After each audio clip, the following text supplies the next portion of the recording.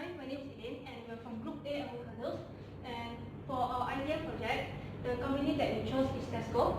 So our first chapter is management environment. So our first external environment that Tesco faces is competitors, which is mainly Econ-Safe. So Tesco does a lot of promotions such as buy one free one and coupons to boost profits and also to attract customers. Other than that, they also collaborate with other companies such as Mr. DIY, Costco and Maxis to attract new customers as well. The next factor is demographic factor, which is mainly age and gender. So in Tesco, they try to satisfy the customers' needs. For example, they know that in Seri Iskandar, there are many residents that have low, medium cost of living. So Tesco makes sure that the prices are based on cost of living which are reasonable. The next external factor is organizational culture. So in Tesco, the employees and managers try to provide the best service for the customer so that the customer feels satisfied. So what they do is they have respect and good communication among the employers. So when they have a problem, they solve it systematically. Other than that, the managers have also counseling and feedback sessions so they can understand the employees better. Our last factor is uncertainty, such as interest rate and economic factor, and also accidents. In this case, the managers stress more on accidents, like example when there's a fire. When these kind of accidents happen, the employees and managers themselves have to follow the standard operating procedure, so they know where to vacate the building and also so they know how to vacate the building.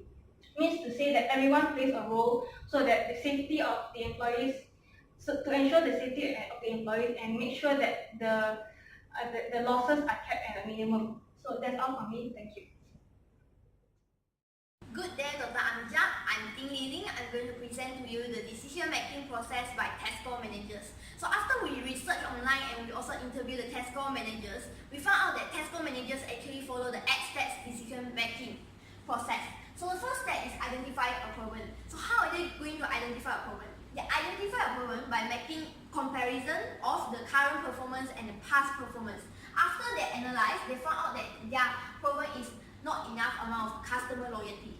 So second step, they move on into designing like the best the criteria that of the approach needed to improve the amount of customer loyalty. So they identify the 3 criteria as create value, being creative, and also active relationship with the customer. The third step, they move on into weighing the criteria. Because not every criteria deserves equal amount of attention, not every criteria deserves equal amount of importance. So the most important criteria for Tesco managers are create value, because they know that every single customer likes things that give them the most value and protect them with the least amount of money. And then the second important criteria, which deserves a weight of 9, is creative, because they know that customers won't buy in approach that are not creative and is widely used in other companies. And then relationship with customers only get an 8, meaning it's the third important criteria among all the criteria. So the first step is developing alternative. So they develop 2 alternatives, which the first one is club card, the second one is promotions. Promotions are things like buy one free one, year-end sales, and also like purchase and then you will get a free gift.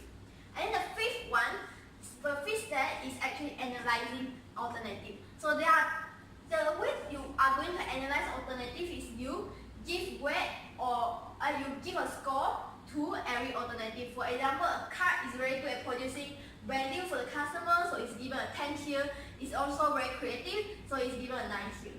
After you give scores for your alternative, you move on to selecting the best alternative. So it involves a calculation where you have to multiply the weight and the score that the alternative get. So for example, in this case, it's 10 multiplied by 10, you will get 100 here, and then you will sum out the score at the end of the day. So after you sum out the score, we can actually find out that club card is the better decision because it provides like way higher score than promotions. So when you find out what is the better decision, you have to implement the decision in order to derive benefits from the decision. So Tesco managers move on by introducing club card in order to collect points for the customers and also for the customers to access promotions. So the last step is evaluate your decision, whether your decision solves your problem.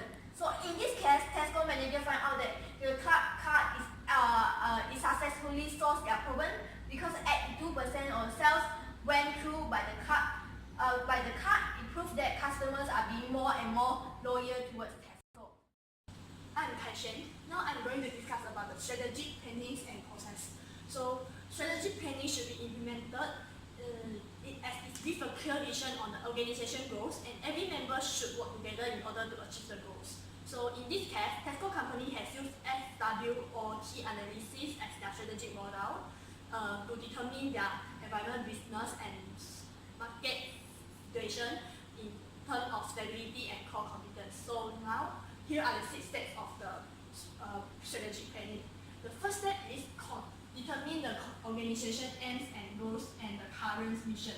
So in Tesco company, their goals was focused on the customer satisfaction and maximize the sales. And then the second step is conduct the external analysis.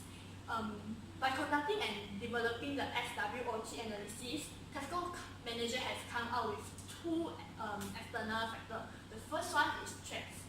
The unstable economic change in Malaysia, especially the depreciation of ringgit value in Malaysia, have always been a persistent trend for the Tesco company. So, and then the second external factor is opportunity. The introduction of Tesco Online has provided a platform for their customer to buy their grocery online instead of going out from their house. And then the third step is conduct the internal analysis. So after consulting the SWOT analysis, we come out with 2 internal factors. The first one is Tesco's strength. They're selling several kinds of products, so customer can choose and buy their product in different range of quality.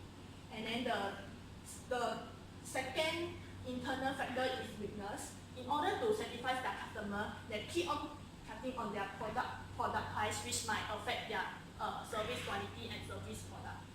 And then the fourth step is formulate the strategy, and then the strategy should be formulated depends on the external analysis and internal analysis. And then the fifth step is implement the strategy. So the strategy should be implemented effectively and efficiently, otherwise the performance will be suffer. So here are the 3 strategies implemented by the Tesco company. The first one, they established the shopping website, which is Tesco Online. Second, they produce their own product instead of relying on other company source. And then the third strategy is that they establish the card loyalty membership scheme in order to know their customer better. And then the last step is evaluating the income.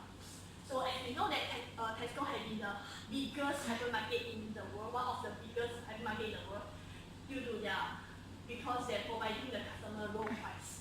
So that's all for me. Hi, my name is Siew Jean, and today I will be presenting Chapter 4, Managing Human Resources. Based on the interview we had with the Tesco manager, the first step in identifying and selecting employees is a structured set of interview questions. The interview questions can be different depending on the position that the employee is applying for. So the manager would tend to look for skills and passion when it comes to employing a person, as well as a high eagerness to learn. The manager has insisted that there is no form of discrimination whatsoever based on race, age, gender, and other factors.